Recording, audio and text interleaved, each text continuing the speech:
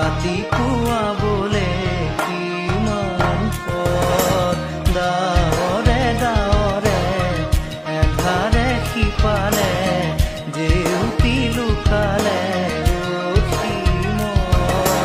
নভবা কথাও হঠাতে হয় চাগে